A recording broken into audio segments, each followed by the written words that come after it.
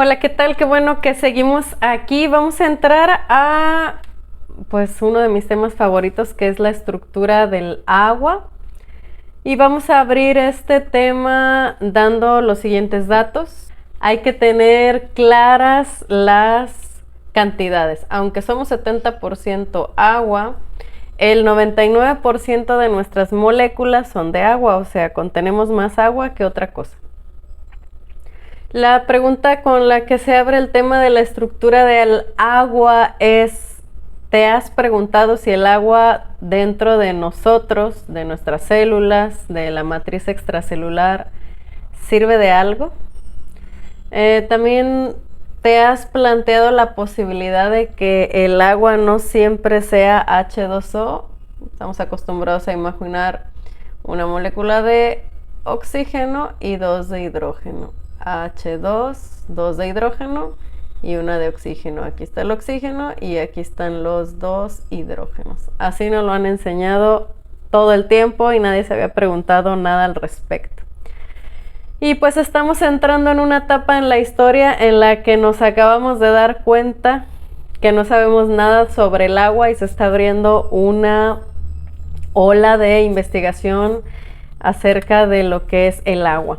Lo que sabíamos sobre el agua es que tenemos agua en estado sólido, en estado líquido, en estado gaseoso y que no había más.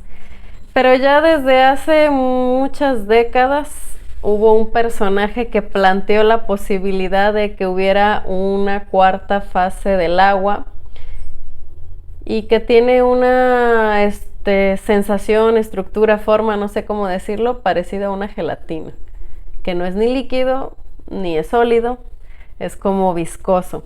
Y entonces se planteó la posibilidad de que hubiera una cuarta fase del agua, por decir así, sólido, gelatinoso, líquido y gaseoso. A esta cuarta fase del agua se le ha empezado a llamar cristal líquido, para que no se oiga tan mal. Y pues vamos a entrar en qué significa esto, por qué es importante o por qué ha sido la panacea de la estructuración del agua. El agua, todos, bueno, creo que todos lo sabemos, es un ser vivo y sus moléculas interactúan entre sí. Tanto que podemos pues hacerle muchas cosas al agua. Entre los máximos exponentes de cómo el agua se mueve y cambia está Masaru Emoto, que tiene un libro que por ahí se los recomendé. Ay, no sé si está perfectamente bien escrito, pero después les dejo la bibliografía, o ya, más bien ya se las dejé. Y entonces nos encontramos estudiando ahora el ámbito social del agua. Resulta que el agua también le gusta acomodarse, organizarse en colonias, estructurarse y todo eso. Entonces hay modos y razones por las cuales el agua se organiza y sus moléculas se organizan en determinadas situaciones y pues crean un montón de formas y cosas muy interesantes. Entonces esta es la típica molécula de agua, H2O, nada más para que quede entendido, este sería el oxígeno, este es el hidrógeno y este es el hidrógeno, y así es como creíamos que era y que todo era así. Pero entonces entramos a entender, o se empezó a observar que al agua, cuando tienes sueltas tus moléculas, por ahí tienes una, por ahí tienes otra, por ahí tienes otra, pues son como nosotros, no nos gusta estar aislados como personas y entonces crean estructuras. La estructura que más le gusta a la naturaleza es esta estructura hexagonal, y entonces aquí tenemos, mira, H2O, un oxígeno y dos hidrógenos. Aquí tenemos, deja borro esto, aquí tenemos otro H2O. Aquí tenemos otro H2O. Aquí tenemos otro H2O y así se organiza hasta que crea esta estructura hexagonal, que es la estructura más común en la naturaleza, pensando en que el agua se empieza a estructurar. Sin embargo, es como las personas, no nos gusta hacer nada más 5, pues les llamamos a otro grupo y a otro grupo y a otro grupo y a otro grupo, y esto puede seguir creciendo. De modo que podemos crear colonias, podemos crear ciudades, podemos crear países, y finalmente hay agrupación, si lo quieres ver así. Hay un grupo en un lugar, un grupo en otro lugar, pero de grandes agrupaciones. Entonces a la naturaleza también le gusta agruparse de esa manera, como panales. Y en una estructura así ya no tenemos el agua como el típico H2O. Aquí ya tenemos le llamamos H3O más porque tenemos enlaces, pero lo importante aquí es ver que el agua empieza a cambiar de estructura, porque mira, aquí tenemos 3 de hidrógeno y 1 de oxígeno, 3 de hidrógeno y 1 de oxígeno. Acá tenemos 3 de hidrógeno y 1 de oxígeno, 3 de hidrógeno y 1 de oxígeno. Entonces la fórmula del agua empieza a decir, pues sí, seguimos teniendo hidrógeno y seguimos teniendo oxígeno, pero se agrupan de diferente manera. Pero el agua no solo se agrupa en una sola capa, se agrupa por capas. Aquí tenemos, mira, una capa, aquí tenemos otra capa, aquí tenemos otra capa y otra capa y otra capa y otra capa y otra capa.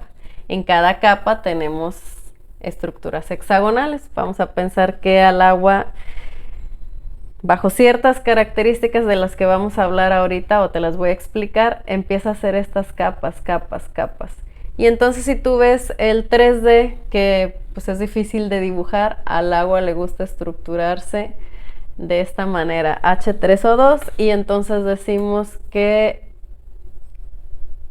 al agua ya le gusta acomodarse en diferente forma. Seguimos teniendo hidrógeno y seguimos teniendo oxígeno, pero se va complicando el panal o la agrupación que hace el agua. ¿Por qué se agrupa el agua? Haz de cuenta que tenemos aquí una tina de agua sin ninguna característica especial. Nosotros vertimos aquí en un recipiente agua sin características especiales, H2O o como venga, no sé. Y entonces introducimos una de las cosas que hace la magia. Introducimos esto que vamos a poner, que es una barra de un polímero, cualquier polímero que sea hidrofílico funciona. Cualquier elemento que sea hidrofílico funciona. Hidrofílico es un material al que le gusta el agua. Se le adhiere el agua o es amante del agua. Entonces vamos a imaginar que es una barra sólida de un material hidrofílico. Materiales hidrofílicos hay muchos. Las investigaciones se hicieron con un material que se llama Nafion. Las investigaciones que las realizó el doctor Gerald Pollack, por ahí te recomendé su libro. Él utilizó un material que se llama Nafion, pero realmente fue por conveniencia o porque se les hizo fácil, no tiene nada especial, simplemente tiene que ser un material hidrofílico. Después del Nafion utilizaron otros y vieron que siempre pasaba lo mismo. Entonces, volvemos a resumir. Introdujimos aquí una barra de material hidrofílico en este recipiente con agua. Y entonces el agua empieza a formar esas capas que te mostré en la otra imagen. Aquí viene una capa, aquí viene otra capa, aquí viene otra capa, aquí viene otra capa. Y esto lo hace alrededor de todo el material hidrofílico siempre. Entonces empieza a crear estas capas que, recuerda, tienen forma de panal de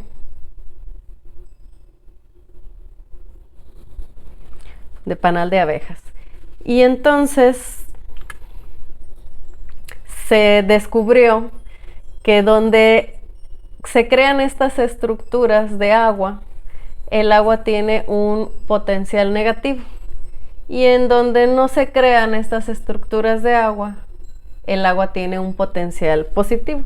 De modo que aquí tenemos todo negativo y aquí tenemos todo positivo. Y esto se comprobó, esto no se dijo, solo porque se me ocurre decirlo, no, esto se comprobó. Se midió poniendo aquí la punta de un multímetro, aquí la punta de otro multímetro y aquí nos da una medida dependiendo de la carga en milivolts. Entonces tenemos ahí diferencia de potencial. ¿Por qué esto es importante? Porque resulta que la célula, porque bueno, a nosotros nos interesa en el área de la salud, esto tiene muchas aplicaciones, pero pensando en la célula tiene una membrana, una capa, una cubierta, una cáscara, que si nosotros la vemos y le hacemos un zoom, tenemos algo como esto. Tenemos que contiene aquí y contiene aquí.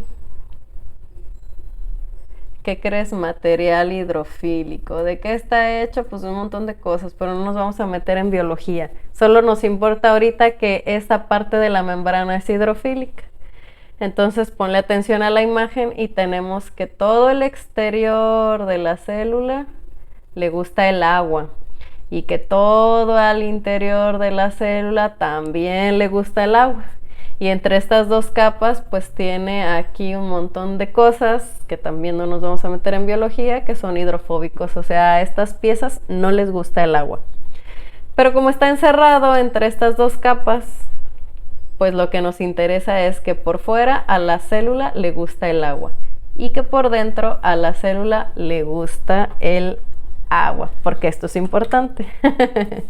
Es importante porque recuerda que nuestras células, aquí hay otra célula, aquí hay otra célula, aquí hay otra, aquí hay otra. A nuestras células nadan en un caldo de agua, en una alberca. Nosotros somos una alberca.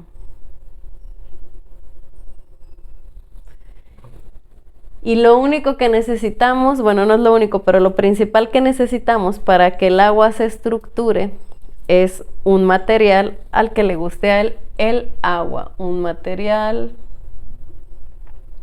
que damos amante del agua y a esto se le llama hidrofílico. Quiere decir que por fuera de la célula toda el agua que está ahí se va a empezar a estructurar, mira, una capa, otra capa, otra capa, otra capa, otra capa, otra capa. ¿Cuántas capas? Ahorita vamos para allá. Y entonces tenemos que alrededor de la célula vamos a tener partes con potencial negativo y partes con potencial positivo. De modo que si nosotros ponemos de aquí a aquí un instrumento de medición, vamos a obtener una medida. Pero no solo eso, acuérdate que también adentro de las células tenemos una parte, la membrana, que también le gusta el agua, y que adentro de las células también tenemos agua.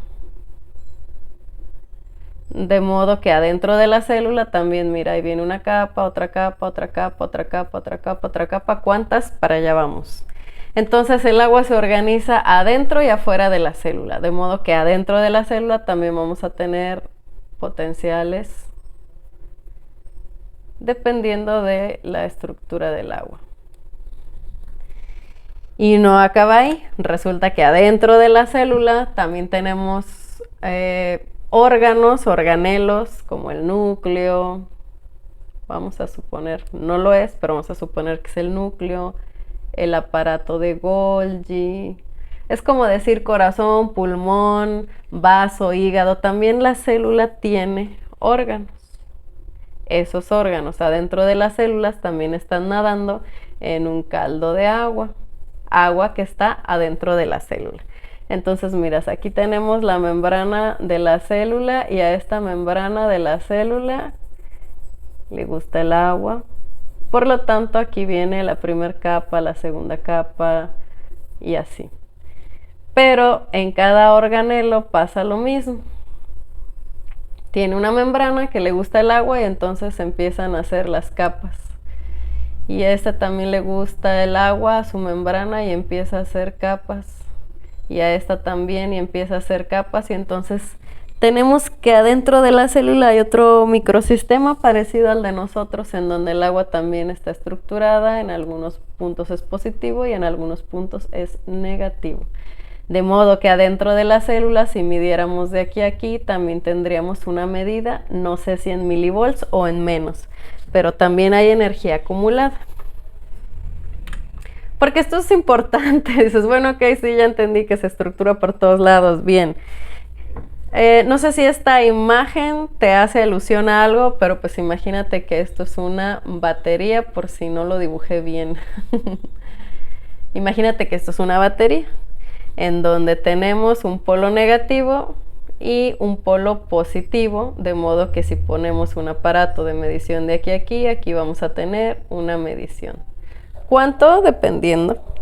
En el caso de la célula, casi las mediciones son en milivolts, y entre los órganos de la célula y el interior de la célula, te fallo, no sé el dato. Pero quiere decir que la estructuración del agua nos provee de algo como parecido a una batería. ¿Sí me vas siguiendo? Aquí tenemos las capas de estructura del agua que nos dan el polo negativo, y todo lo que no está acá en capas nos da el polo positivo. Entonces tenemos que la célula y su estructuración generan esta batería. ¿Para qué me sirve esta batería? ¿Y cómo logramos que esta batería se cargue? Vamos a poner la siguiente imagen. Vamos a poner la célula 1 y la célula 2. Vamos a suponer que la célula 2 por alguna razón tiene solo 4 capas de estructuración. Entonces, pues la capacidad de almacenamiento de energía es menor y solo me va a alcanzar para prender un foco de 60 watts. Es un ejemplo. Pero si aumentan las capas de estructuración, pues vamos a tener más cargas negativas, de modo que esta célula con esta estructuración podría prenderme un foco de 100 watts. ¿Me va siguiendo? Entonces, la célula 1 está más cargada que la célula 2. Pero bueno, todavía no hemos dicho cómo logramos que la batería se cargue. Pues lo que carga la batería de las células es la luz infrarroja. Principalmente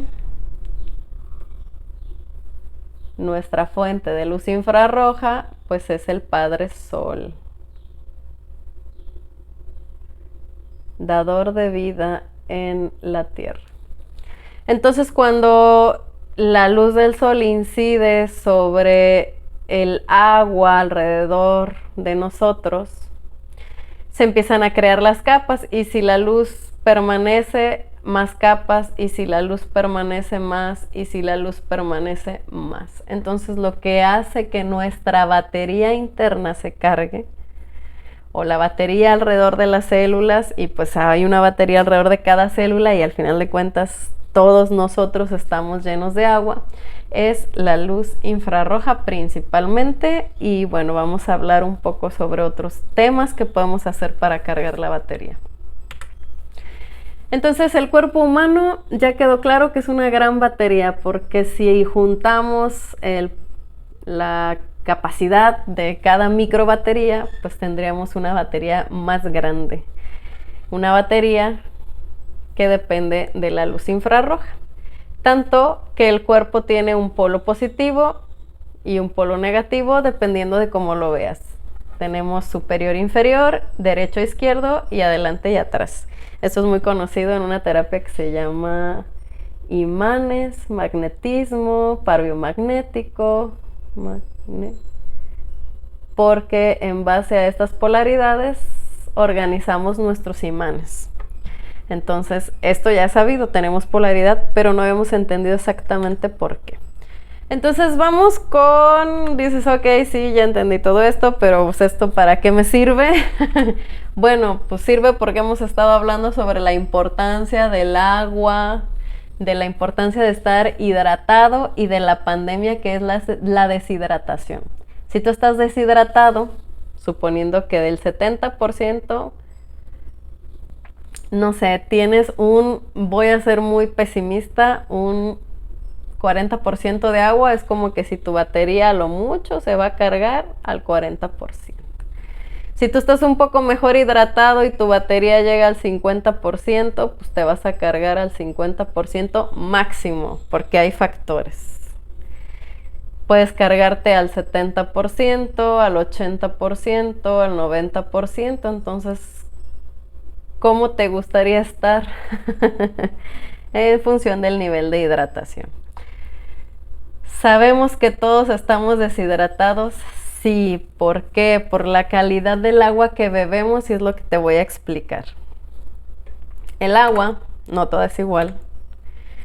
El agua, ¿cómo podemos saber si el agua que bebemos está hidratado? Si tienes mucho tiempo consumiendo agua que no hidrata, obviamente estás deshidratado. Eso creo que nos queda claro. Entonces vamos a ver cómo debe ser el agua correcta para que veas que no toda el agua es igual. No sé si has escuchado estos términos: agua estructurada, agua microestructurada, agua microestructurada y también ionizada. Entonces nosotros tenemos que aspirar a que el agua que consumamos sea así. ¿Por qué? Cuando el agua está estructurada, quedamos que tiene un ordenamiento así lindo, se ve bonito, un panal. Pero un agua ionizada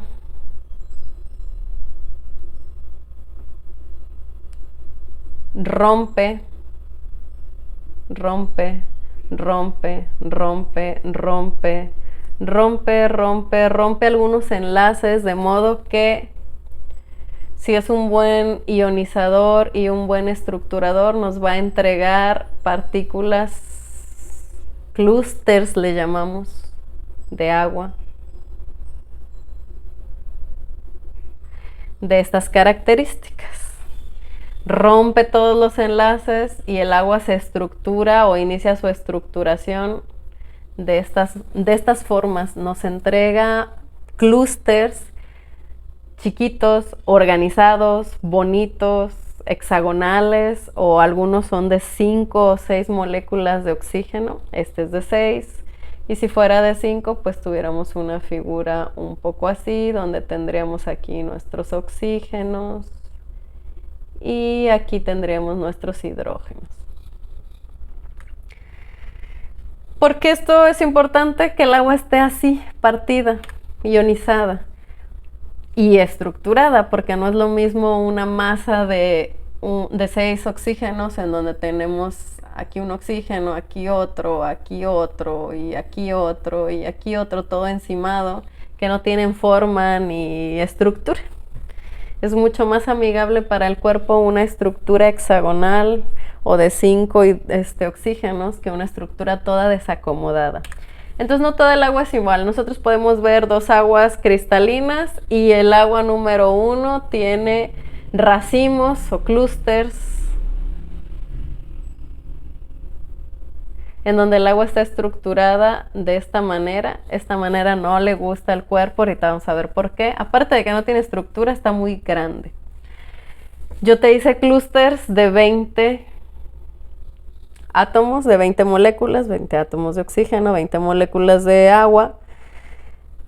Y 20 es lo normal, entre 15 y 20 o entre 20 y 25, no lo recuerdo ahorita, pero ya me quedé con el número 20 en la memoria. Es como lo normal en el agua que bebemos, en el agua embotellada. Entonces el agua que normalmente tú compras en el supermercado y vas a que te embotellen el agua, que te la llenan, o vas y pides al camión especial porque dices que la marca fulana tal es la mejor. Bueno, pues ¿qué crees? Toda viene así. ¿Por qué? Porque no pasó por un proceso, o no hubo un equipo o algo que lo estructurara y lo ionizara. Por eso viene así, toda desacomodada. Entonces puedes tener el agua número 2 también, en donde el agua está agrupada, sí, pero aún así el clúster o el racimo, pues está de muchos oxígenos. 20 oxígenos, pues también es 20 moléculas, también es grande. O sea, puede estar estructurada, pero no ser tan hidratante. Y entonces podemos tener el agua que compramos todos, un agua algo más estructurada, pero podemos tener un agua ionizada.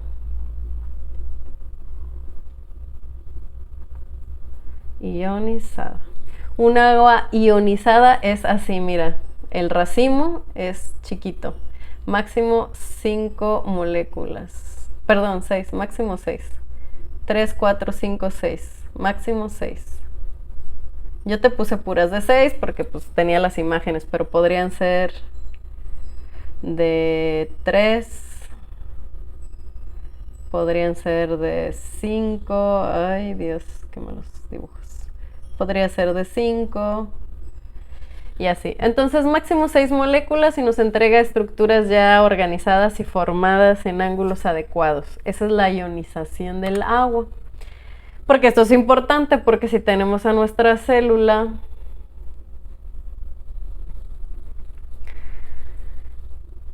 y tenemos esta agua, pues es difícil que esta agua atraviese la membrana celular porque está muy grande. Si tenemos esta agua es muy difícil que atraviese la membrana celular porque es muy grande, pero estas se meten como si nada porque caben perfectamente. Por eso te digo que está estudiado que con clústeres de 6 moléculas el agua entra sin ningún problema. Moléculas. Entonces por eso es importante tener un ionizador de agua.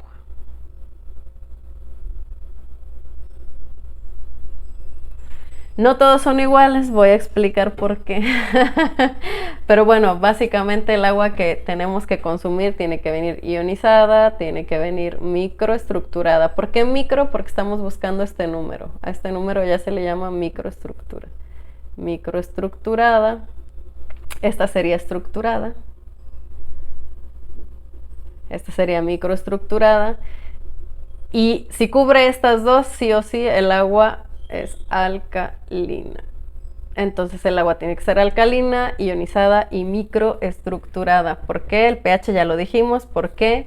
Ionizada, ya me entendiste por qué y ya entendiste que la ionización nos da estas microestructuras que son capaces de atravesar la membrana celular sin ningún problema. Mira, si atraviesan la membrana celular, atraviesan la pared intestinal y la pared del estómago y todo eso. O sea, no tienen problema, es un agua hidratante.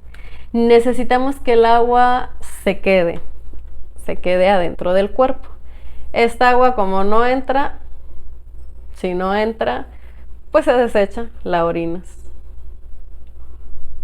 Y entonces, ¿qué pasa con toda el agua que bebemos? Normalmente de la marca que me digas, no vienen ionizadas. Y sabemos que no vienen ionizadas porque tenemos que tener el aparato en casa, porque la ionización y la microestructuración del agua nos dura una cantidad de horas.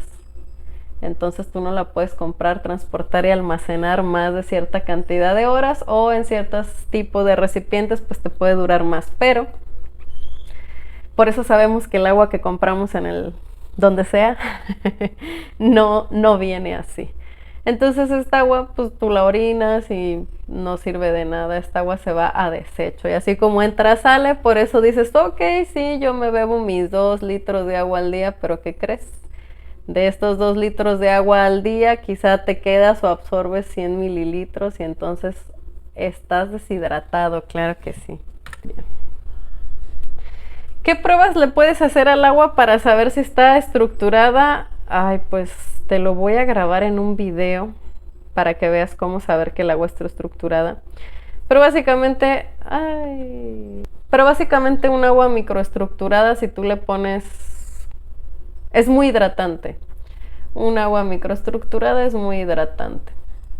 Tan hidratante que no ocupas calor. Si aquí pones una bolsita de té, es la prueba más común.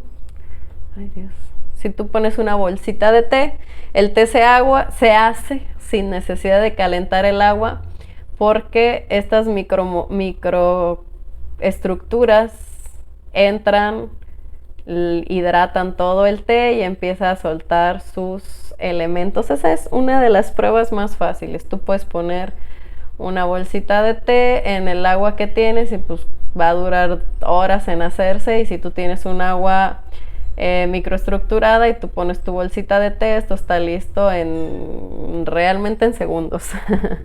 Entre más lo dejes, obviamente más activo del té vas a sacar, pero tú vas a empezar a ver el té en segundos.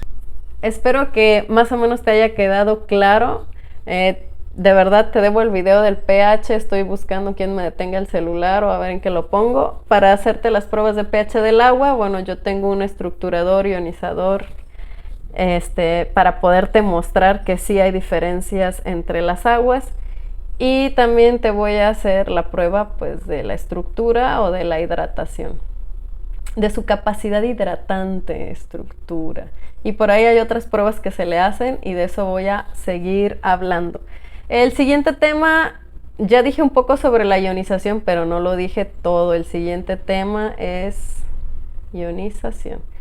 Ahorita ya te abarqué estructura y cuarta fase del agua, ionización. Voy a ahondar en por qué el agua debe venir ionizada y cuáles son sus beneficios. Bueno, espero te haya quedado claro. Nos vemos en la siguiente emisión.